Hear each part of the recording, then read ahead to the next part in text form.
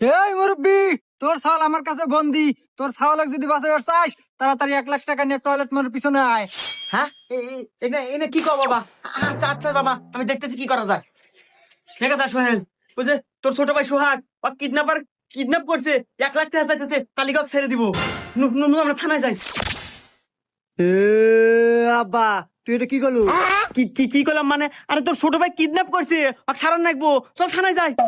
এ আব্বা, তুই আমাকে এখনো চেনস নাই? আমি কেডো, আমি সিংকু মাস্তান। এই পুরো এলাকা ত্রাস করে খাই আমি।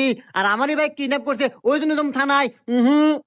ওই সময় আমার নাই, আমার বাইক বাঁচানোর জন্য আমি একাই যথেষ্ট। তুমি 2 মিনিট দাঁড়াও, আমি 1 মিনিটে নিয়ে এসতেছি।